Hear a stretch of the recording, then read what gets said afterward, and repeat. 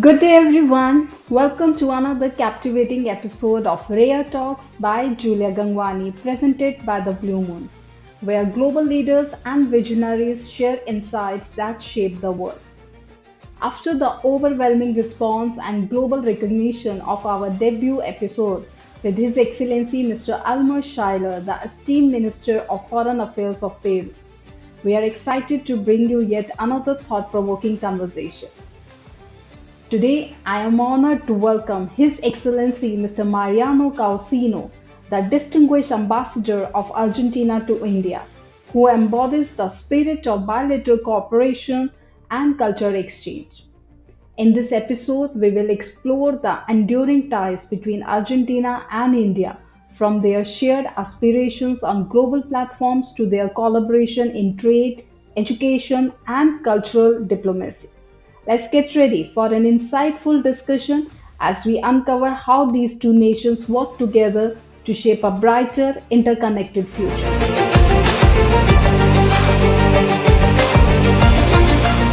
Good afternoon, Ambassador. Thank you very much for your valuable time to the Blue Moon magazine.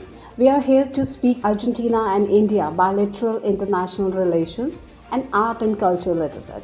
So my first question over to you, Ambassador. Argentina and India have enjoyed a strong trading relationship for many years. What specific area do you believe need improvement to further strengthen our bilateral relations and economic ties? And we are seeing the global shift toward digital economics. What collaborative opportunity do you see for Argentina and India in the realm of technology and innovation? Thank you very much. As you know, Argentina and India have enjoyed 75 years of friendship. This year it will be 76. At the moment, the economic relationship between the two countries is approximately $5 billion. In the case of Argentina, we are a provider of edible oils in a huge quantity. We are number one provider of soybean oil to India. We are number three provider in sunflower oil.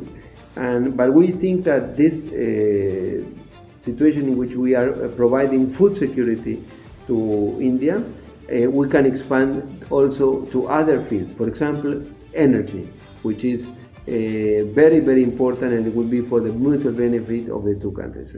You know, Argentina is the 8th largest country in the world. We are almost as big as India, a little less. But the difference is that we have just less than 50 million people. And you have 1.4 or even more billion people. So the truth is that this gives the opportunity of our country of providing resources for huge quantities of people. And in this case, India is, of course, the country whose economy is increasing so much in the last years. You will become the economy number 5. You will be number 3 soon. So I think that we are going to be able to see even higher points in the relationship. How do you see the International Solar Alliance contributing to the renewable energy goals of both Argentina and India? And how can Argentina's expertise in renewable energy complement India's ambitious green energy initiatives? Well, of course, we adhere to this initiative. We support this initiative.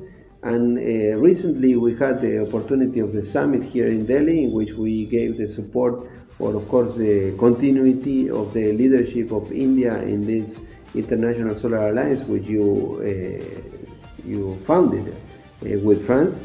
And so we are very happy to be members there. And I think we share the idea of the need in the world to reconcile the continuity of growing, the continuity of developing, the possibility of the people in this world to live more time and even better, and at the same time to preserve the world for the future generations. So in that sense, we believe together that the only way to solve these problems is technology. Technology needs investment, it needs research. But you don't have to say the world has to stop developing, as other people say in the, let's say, the ultra environmentalism, fanatism that is in the world. So we need to reconcile the two things, and I think India's position is quite similar to Argentina, and we are working good in that field.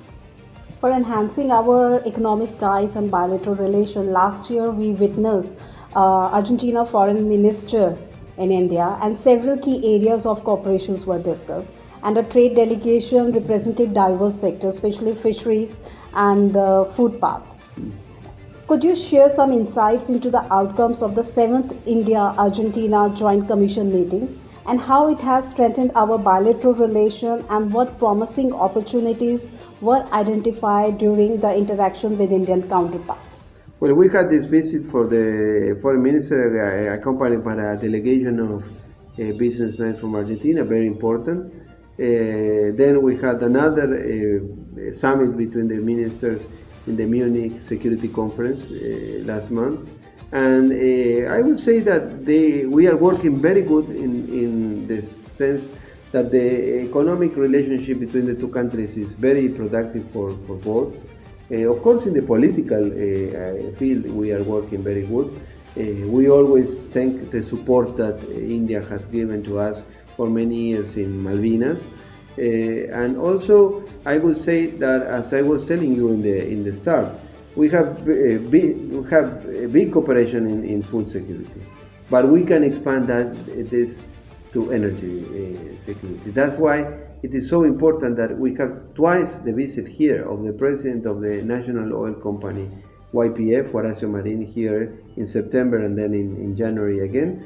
And that field will enhance the relationship between the two countries, and it will be extremely good for Argentina and for India. I must say, two visits in such a short span of time, yes. It says a lot. Well, and then we have, talking about the future, no? We have, India is investing in some provinces, in some states in the north of Argentina regarding lithium, for example. No?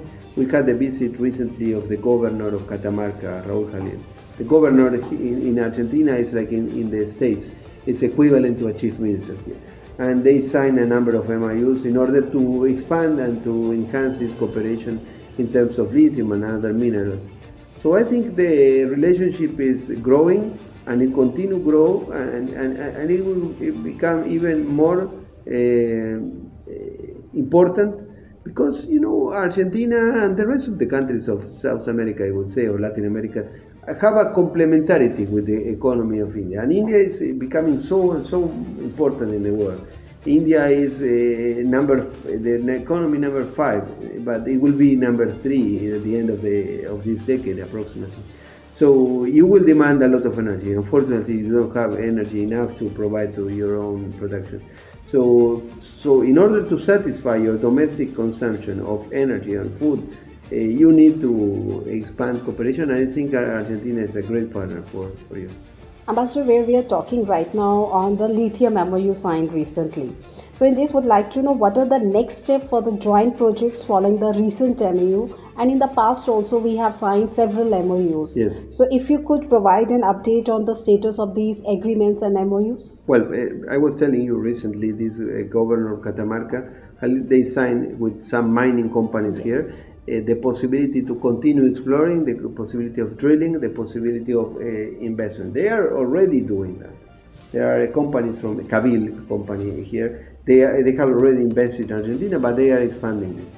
And also, as you know, Argentina has a new government in the last year, and one of the reforms that the President Milei is heading is the possibility of promoting foreign investments. Argentina has passed a law called RIGI, which is a regime for promoting large investments, and it gives the opportunity to reduce the taxation to that for large investments, and I think that would be extremely interesting for Indian companies. It is already for Indian companies and companies all around the world. And in the case of mining, I would say that Argentina is becoming extremely interesting for many countries, including them, of course, India. We had a meeting, very good meeting with the minister 10 days ago, with the Minister of Coal and Mining and with the governor, and I could feel the real interest. When you are in this post, you feel when the other part is interested and when it's not. And in this field, I think that they are very interested. Ambassador, where we're talking about the Indian businesses and companies in Argentina, so we'd like to know how they are taking the benefits of Argentina climate and bilateral agreements from the favorable investments they have done, and what steps are being taken to ensure a stable, supportive business environment for Indian investors, and how they can expand to or open to other South American and Latin American countries. Well, in the case of Argentina, what we have is this new law, which is the promotion of investments, and this is very convenient for Indian companies, which of course they are competing with companies from other countries. But we are focusing in the case of India, and because we observe India as a country with huge opportunities for the world, and we feel that our countries, South American countries, have, as I was telling you, a big complementarity between India and we, and I'm sure that will be expanded in the future, in the next future, not so far away. Now we have $5 billion trade link, but it could increase a lot. It could really increase a lot, even when, of course, we are very far away. No, Argentina and India are very far away. We belong to different cultures. It takes 20 hours flying plus the stops to get there or to come here. And even when we don't have an Indian community in Argentina and an Argentine community here, but although that the links are very productive. Ambassador, Argentina has been an active member of G20. Yeah. Contributing to the global economic discussion and policy making. How do you see Argentina's role evolving within the G20, and what key initiative or priorities in Argentina advocating for in current global economic landscape? Well, Argentina has been a member of the G20 since the formation of the G20, thanks to some economic reforms that were performed in my country during the 90s. And after that, you know that the G20 started as a group of ministers of finance and presidents of the central banks. But then after the economic crisis, the global economic crisis of 2008 and 2009, it expanded to the heads of government and heads of state. And we have been having these meetings, even in Argentina. There was a meeting in 2018 during the presidency of President Macri. And now India has recently hosted the G20. I think we observe the G20 as a platform that represents the world as it is, because you have there the developed world and you have the developing world. You have the G7 and you have also countries that are growing. And as you know, the present architecture of the international system is under some critics for many years, under some revisions, even from new countries and from old countries. And at this moment, we think that the G20 is a platform that we have to preserve in order to be able to discuss this possibility. As Argentina is one of the members of our region, also with Brazil and Mexico, and we feel that that we are working together there and to find possible solutions. But we, in Argentina, we share your opinion as in India, that the world is still a world in which national states and sovereign states count. And we believe that the international stage, it is formed by individual countries that have to be respected in their sovereignty. So cooperation is correct, but we don't adhere to the idea that there should be a global supremacy saying what we have to do. As Ambassador, before we move to a very interesting part, that is art, culture, and especially Argentinian wines, I would like to know before that, we are talking about the enhancing our bilateral relations and economic ties. There are several challenges. Would you be I would like to know a couple of those challenges or hindrances out there and how we can overcome them. Well, we come back to the same point, which is the most important is energy. If you ask me which is the most valuable thing we can do in the next years for enhancing this cooperation between the two countries is in the field of energy. Of course, lithium, we are working, minerals, and in the case of agriculture, we should be able to expand. We have some problems there in the sense that we are asking some possibility to import more things. Sometimes India is not so fast as we would like, not only with us. Yeah. Some import duties are quite high, not to say that they're extremely high, but I think that's complicated not only for us but for the Indian people, no? Because if the economy opens, the first beneficiary of that will be the domestic consumption, which will be able to acquire more and cheaper products. But that's a debate here in the country as in so many countries. Ambassador, Argentina is renowned for its rich culinary heritage and world-class wines. Yeah. So how can we enhance this culinary exchange between Argentina and India, and what initiatives are being taken to promote Argentina delicacy and wine in India? Are you doing any events or collaborations? Yes, we are doing. We are going to host now the Malbec Day in April. But what the best thing you can do is to lower the taxes, and in that case you will be able to get extraordinary and outstanding wines here for good prices. But it's important for you import duties, which is something that all That's the ambassadors in this country are requesting, not only the Argentines. I agree with you. I agree. And cultural exchange is a vital aspect of our bilateral relations. Yeah. I recently experienced this. Thank you very much, Ambassador, for sharing that movie invite, Tango Malhar. Yeah. It was a fantastic movie. Yeah. So could you highlight some recent or upcoming art and cultural initiative that aim to foster a deeper understanding and appreciation of Argentina culture in India?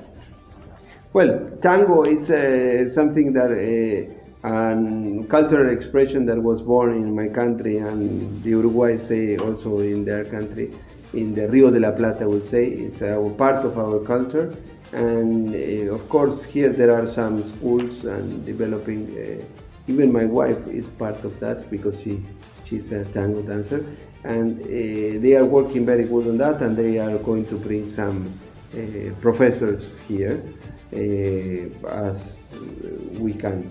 But once again, I would say that the culture develops itself.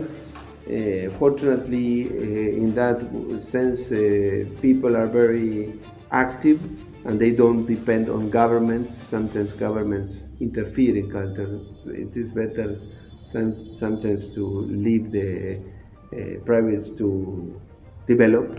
And you know that in the cultural field, I would say that the relationship between the two countries has predated also even the diplomatic relations. Because the starting point happened 100 years ago when Tagore was in Argentina, no? In 1924, 1925. And then he developed a friendship with Victorio Campo, a very well-known Argentine writer, and also with Borges. So I think that's an example of how relationship and friendship between the two peoples develop even before than the governments in the states. Ambassador, you are here, you must be witnessing that people are fond of traveling and looking for a destination wedding. How Argentina is going to portray here, because I face the biggest challenge is a direct flight. Well, direct flight is not possible. In tourism, if you can shed some light here. No, the direct flight is not possible since you will need an airplane able to fly 20 hours, and that's not possible. At the current circumstances, the planes that are able to cover the longest flight are 16 or 17 or even 18 hours. Not 20. So unfortunately it's not possible. But maybe it would be very good if there are more connections through Europe or the Gulf.